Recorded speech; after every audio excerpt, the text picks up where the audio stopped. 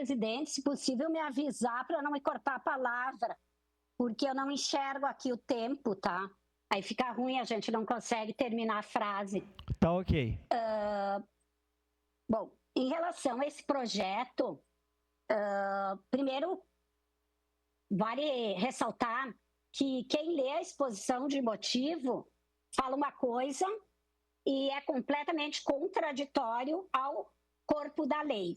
Porque a exposição de motivo, ela fala em proteção, em assegurar os recursos hídricos, em garantir a água como um bem maior, proteger, inclusive para as gerações futuras, enfim, ela faz toda uma fala de proteção ambiental. Mas olhando o projeto, a gente vê o quanto ele é contraditório nele mesmo.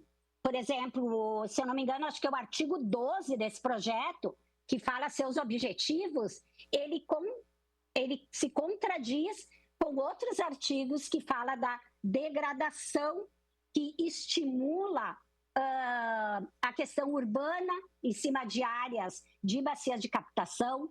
Ele descaracteriza a questão do Samuara, né, os recursos hídricos ali da bacia do Samuara, quando a gente sabe, isso acho que já foi apresentado várias vezes pelo prefeito, enfim, que a bacia do Samuara não está sendo mais usada, é pouca coisa, só que nós sabemos que nós, a partir do momento que a gente flexibiliza, que contamina, que vai para toda essa bacia, no futuro a gente não recupera mais. Então, numa questão tão importante, o que o país está vivendo, a questão ambiental, a importância de resgatar tudo isso, os recursos, nós vamos ao contrário da segurança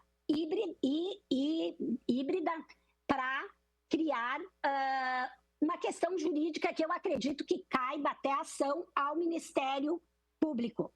Por quê? Muito embora tenha sido dito que foram feitas 12 reuniões, eu ressalto aqui novamente, a questão da água interfere a todas as pessoas da cidade, não apenas aqueles bairros, aquelas localidades que estão localizadas em bacia de captação. E não foi feito esse debate com a cidade como um todo.